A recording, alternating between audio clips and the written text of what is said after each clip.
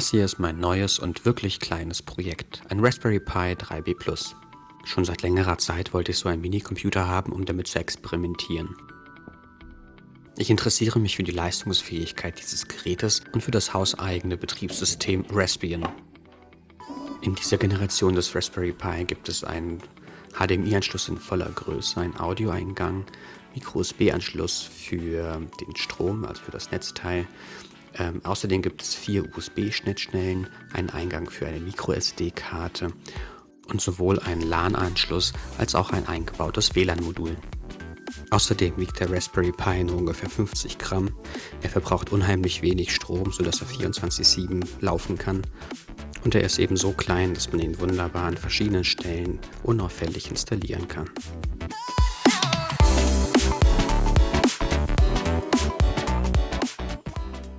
Bei eBay konnte ich den Raspberry mit einem Netzteil und einem Aluminiumgehäuse für 30 € erwerben. Der kleine Pi hatte einen ARM Cortex-A-Prozessor mit 4 Kernen und 1,4 GHz. Auf dem Singleboard-Computer ist auch ein Broadcom Dual-Core Video-Core Grafikchip installiert sowie 1 GB RAM. Das Aluminiumgehäuse fühlt sich schön kühl an und ich kann mir vorstellen, dass das für die Wärmeentwicklung des Prozessors ganz positiv ist. An diesem Pi sind jetzt keine Kühler installiert an den Chips, das kann man noch nachrüsten. Und je nachdem, was man damit eigentlich machen möchte, würde sich vielleicht ein echter aktiver Lüfter lohnen. Sowohl die aktiven Kühler als auch die passiven sind relativ kostengünstig für den Pi erhältlich. Wenn man den Pi zu einem Retro-Pi umbaut oder eine NAS daraus macht oder aber einen VPN laufen lassen möchte, lohnt sich möglicherweise ein aktiver Lüfter, der eine stärkere Wärmeentwicklung verhindert und so das System etwas leistungsfähiger bzw. langlebiger macht. Dieser Raspberry hier wird, sobald ich mit meinen Experimenten durch bin, ein Pi-Hole werden und dafür braucht man eigentlich keinen aktiven Lüfter. Hier werden dann einfach passive Kühler eingesetzt, die dann lautlos laufen und deswegen auch wohnzimmertauglich sind. Wenn man sich für Technik begeistern kann, dann kann man auch einfach sofort sehen, dass so eine Raspberry einfach auch was Schönes ist. Ich werde ihn gleich einfach schnell zusammenbauen und anschließend kann es losgehen mit der Entdeckung des Raspbian OS.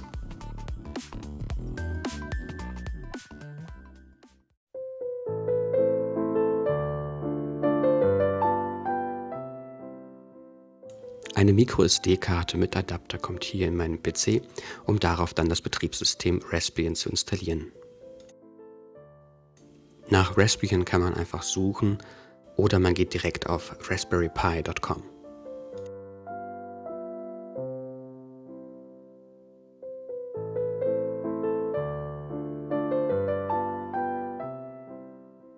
Auf der übersichtlich gestalteten Internetseite findet man mehrere unterschiedliche Betriebssysteme und die zeige ich euch gleich. In der Übersicht oben findet ihr auch viele Informationen und Möglichkeiten, schnell dahin zu kommen, wo ihr hin wollt. Und auch die Möglichkeit, etwas zu spenden für die Macher von Raspbian. Wer es sich einfach machen möchte, kann den Raspberry Pi Imager runterladen, mit dem man später dann auf die SD-Karte das Betriebssystem flashen kann. Genauso gut kann man alternativ aber auch Belane Etcher oder andere vergleichbare Programme einsetzen. Das Raspberry Pi OS gibt es hier in 3 verschiedenen Versionen. Ganz oben mit grafischer Oberfläche und vorinstallierter Software, in der Mitte nur mit grafischer Oberfläche und ganz unten ohne grafische Oberfläche. Raspbian kann man auch auf einem normalen Computer installieren und es gibt diverse verschiedene Betriebssysteme, die nur für bestimmte Einsatzzwecke gedacht sind. RetroPie zum Beispiel ist für den Bau einer Konsole gedacht und LibreELEC für einen HD-PC. Wer lieber mit Ubuntu statt Raspbian arbeitet, findet auch dort ein Betriebssystem passend für den Raspberry Pi. Ich probiere hier den Raspberry Pi Imager aus, über den man dann die verschiedenen möglichen Betriebssysteme direkt auf die SD-Karte flashen kann.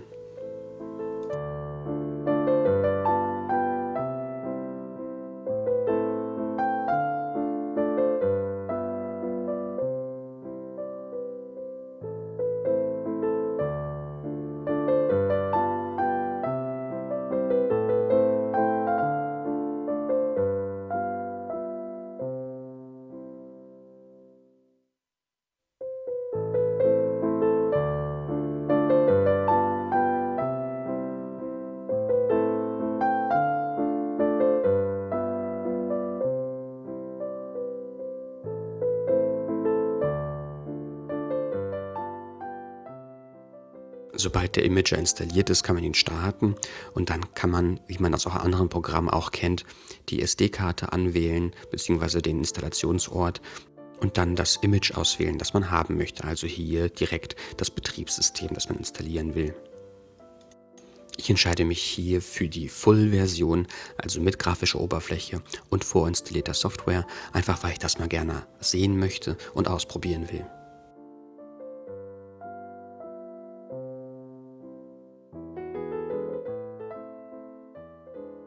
Jetzt kann man den Flash-Vorgang starten und dann braucht man ein bisschen Geduld, bis alles fertig ist.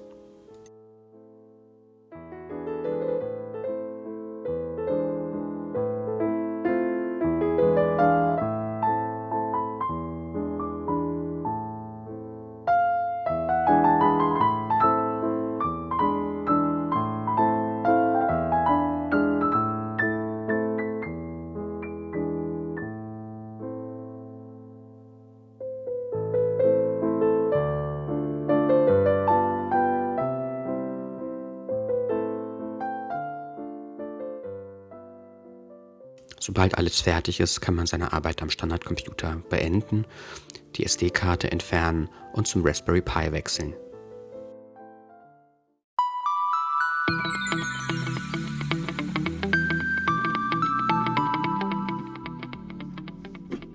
Je nachdem, welches Gehäuse man benutzt, ist das Einsetzen der MicroSD-Karte leichter oder schwieriger. Bei diesem Aluminiumgehäuse habe ich die Erfahrung gemacht, dass zuerst die SD-Karte gar nicht richtig saß und ich mich gewundert habe, warum der Raspberry nicht angeht. Man kann die SD-Karte mit einem Stift vorsichtig weiter reindrücken. Jetzt verbinde ich das Gerät über HDMI mit dem Monitor. Alle anderen Kabel, die ich noch haben möchte, werden auch angeschlossen, wie zum Beispiel das LAN-Kabel. Tastatur und Maus werden hinzugefügt über USB.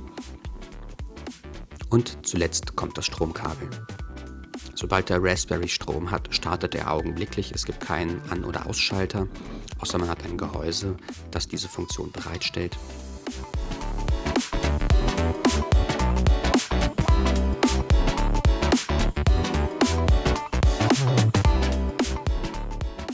Wenn alles gut gegangen ist, dann seht ihr genau diesen Screen von Raspbian, zumindest in der aktuellen Version vom Dezember 2020.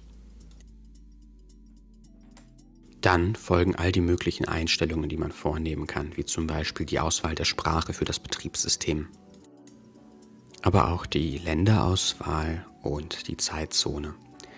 Die Länderauswahl ist vermutlich auch entscheidend für den Browser, der dann auch installiert ist, sodass der direkt mit der passenden Sprache und geografischen Konfiguration startet.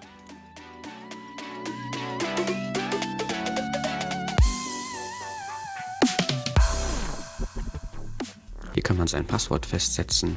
Das ist natürlich immer dann sinnvoll, wenn auch andere Menschen Zugriff auf dieses System haben und man ihnen ihre Rechte ein bisschen einschränken möchte, wie das Installieren bestimmter Programme.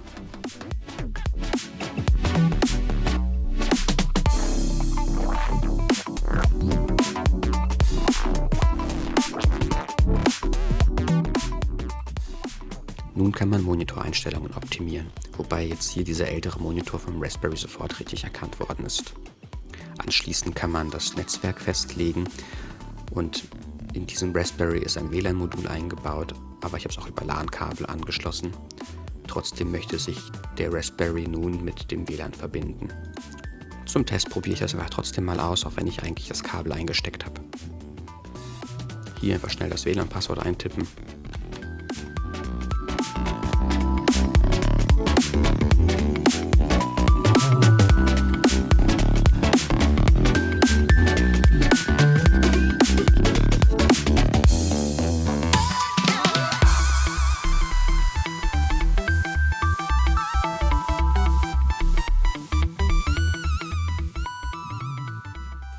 Jetzt, wo der Raspberry mit dem Internet verbunden ist, möchte er natürlich ein Update durchführen und das sollte man auch tun, wie man das eben bei anderen Betriebssystemen auch macht. Das kann eine ganze Weile dauern, deswegen habe ich diesen Prozess einfach mal übersprungen. Nach einem abschließenden Neustart ist das System dann betriebsbereit.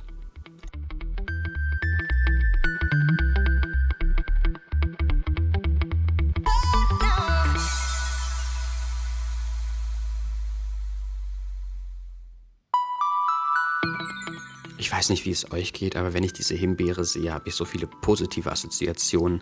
Also dieses Marketing von Raspberry Pi ist wirklich gut gelungen.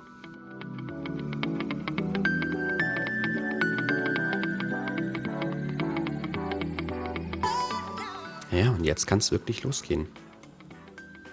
Die Taskleiste ist hier standardmäßig oben angeordnet.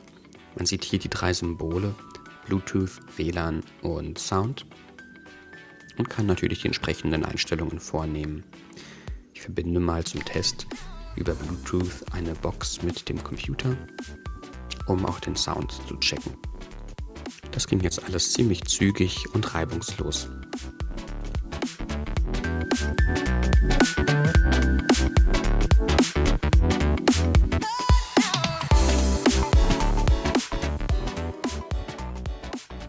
Links oben in der Taskleiste sieht man dann das Startsymbol mit der Himbeere, aber auch gleich einen Link zum Browser. Hier ist Chromium installiert, ein Dateimanager und auch das Terminal, das entscheidende Terminal für sämtliche Befehle, die man eingeben kann, um Raspbian zu steuern. Wenn man sich Raspbian Lite installiert, dann hat man im Grunde nur noch das Terminal und die grafische Möglichkeit, hier Dateien zu suchen. Das ist so dieses Explorer-Format, das man von Windows her auch kennt. Das gibt es dann eben nicht mehr. Dafür schont aber Raspbian OS Lite die Ressourcen des Raspberry Pi sehr. Das ist gerade dann gut, wenn man die grafische Oberfläche gar nicht braucht. Zum Beispiel, wenn man nur ein Pi-hole laufen lassen möchte oder den Raspberry als VPN-Zugang nutzt. Was ich toll finde am Raspbian ist, dass es so schnell und performant reagiert, und das sieht man auch beim Browser.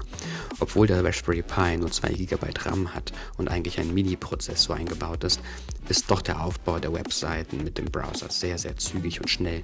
Da habe ich schon Großrechner gesehen, die das nicht so gut hinbekommen haben.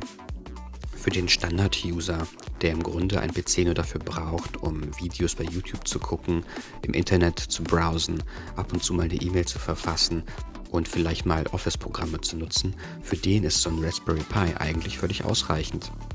An manchen Stellen sogar ist Raspbian deutlich benutzerfreundlicher als Windows für jemanden, der sich mit Computern gar nicht auskennt, weil zum Beispiel im Chromium-Browser schon uBlock Origin installiert ist, das ganz viel Werbung wegfiltert. Das ist standardmäßig bei Mozilla Firefox oder bei dem Internet Explorer von Microsoft nicht dabei. Wie ich sehe, ist hier auch noch eine Erweiterung drin, die eigentlich gleich so eine Art Decoder-Option darstellt für eine bessere Performance im Browser bei Videos. Da ich ja schon gesehen habe, dass das Browsing selbst sehr gut funktioniert und sehr schnell läuft, möchte ich jetzt auch noch testen, wie das mit Videoabspielen funktioniert.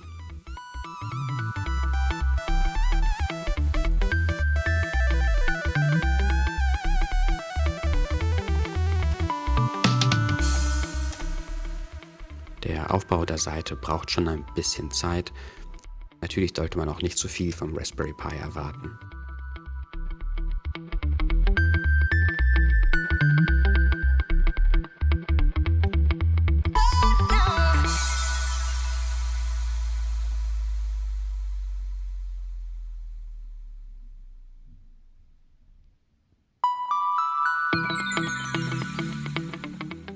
Wenn die Seite dann geladen ist, dann läuft es wieder ziemlich gut und ziemlich schnell, sodass man damit auch gut YouTuben kann.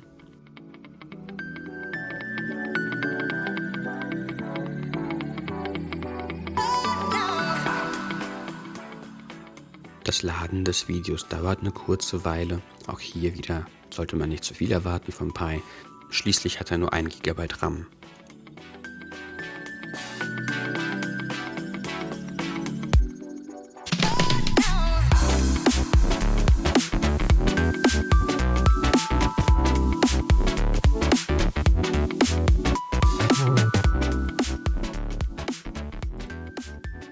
Im Moment gibt es keinen Sound, weil die Bluetooth-Box schon auf Standby gegangen ist. Das heißt, ich muss jetzt hier noch mal schnell über Bluetooth die Box neu ansteuern und starten, damit im Video auch noch der Sound hörbar wird.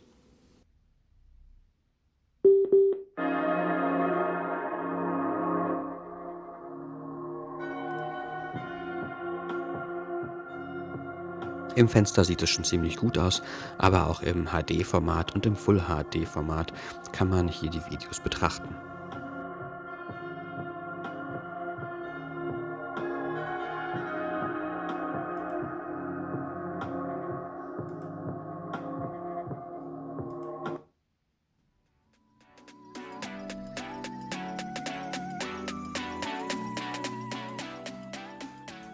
Ähnlich wie man das aus vielen Betriebssystemen kennt, verbirgt sich auch hier im Startsymbol noch eine ganze Menge an Möglichkeiten.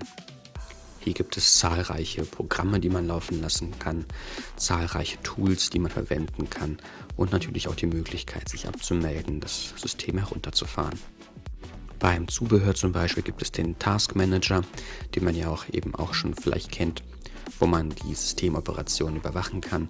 Und hier sieht man beispielsweise, wie viel Speicher vom RAM insgesamt benutzt werden. Ebenso sieht man auch die CPU-Auslastung.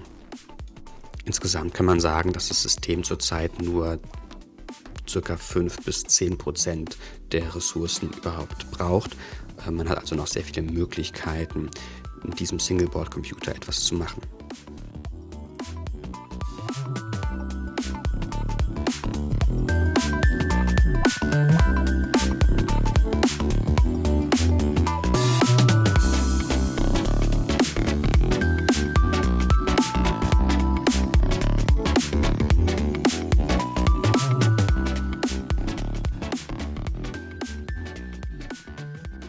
Über die Einstellungen kommt man auch zur Raspberry Pi Konfiguration. Hier kann man noch sehr viele verschiedene Anpassungen vornehmen.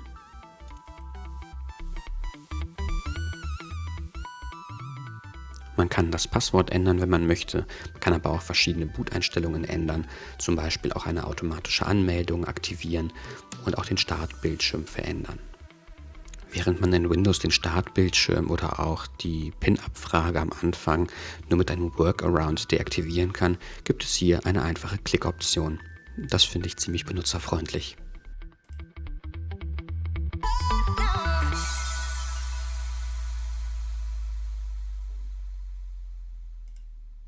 Hier kann man weitere Einstellungen für den Monitor verbessern, falls das Bild noch nicht optimal ist, aber auch die Schnittstellen überwachen. Hier kann man zum Beispiel SSH aktivieren, um auf den Pi über das Netzwerk von einem anderen Rechner aus zugreifen zu können. Das ist besonders dann ratsam, wenn man den Pi eigentlich ohne Monitoranschluss verwenden möchte, wie zum Beispiel beim Pi-hole, beim NAS oder als VPN. Bei dem Reiter Leistung kann man unter anderem angeschlossene Geräte überwachen, wie einen Lüfter.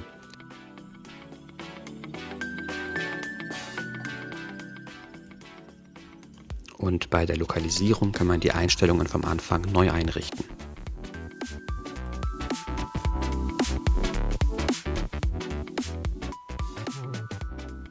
Ich denke, was viele Windows-Nutzer vor Linux und vergleichbaren Betriebssystemen abschreckt, ist der Umgang mit der Software. Man kann nicht einfach ins Internet gehen und irgendwas Beliebiges runterladen. Man muss immer darauf achten, dass man die passende Software findet. Was aber Linux einem leicht macht, und das wissen viele, glaube ich, nicht, das habe ich auch erst vor kurzem tatsächlich gelernt, ist, dass man im Grunde durch Linux schon so eine Art App Store hat. Also hier beim Raspbian gibt es auch eine Programmbereitstellung, wo man sich einfach aus Programmen, die man interessant findet, bedienen kann, wie hier LibreOffice. Wer also ein kostenloses Office-Programm haben möchte, kann es über diese Plattform hier leicht installieren und nutzen. Aber auch zahlreiche andere Tools und Programme kann man hier wie in einem App Store einfach runterladen und installieren. Zum Beispiel Scratch zum Programmieren mit grafischer Oberfläche und viele mehr.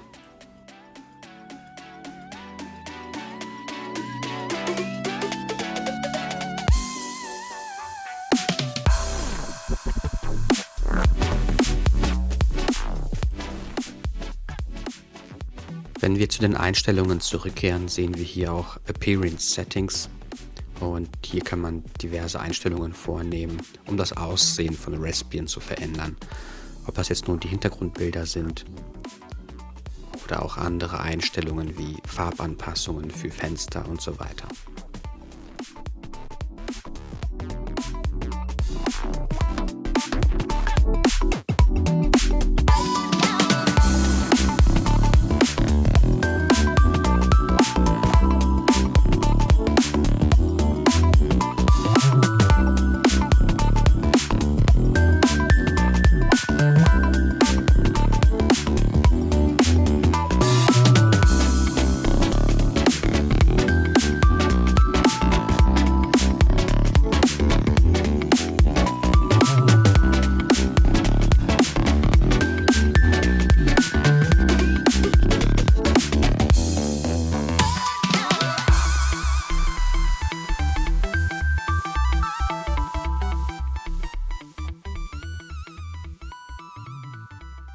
In den Appearance-Einstellungen findet man auch die Möglichkeit, die Schriftgröße anzupassen, um genau die Größe einzustellen, die man braucht, um ohne Brille arbeiten zu können.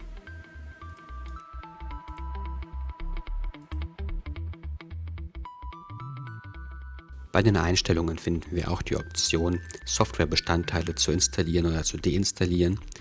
Dieser Bereich ist, denke ich, eher für Fortgeschrittene, weil einige der Bezeichnungen und Abkürzungen nicht selbsterklärend sind. Also wer weiß, was er installiert hat, kann hier leicht Dinge deinstallieren, und wer bestimmte Dinge hinzufügen möchte, kann das auf diesem Wege sehr gezielt tun. Das ist ein bisschen umfangreicher und ein bisschen deutlicher als im Softwarebereich, den ich vorhin schon erklärt habe.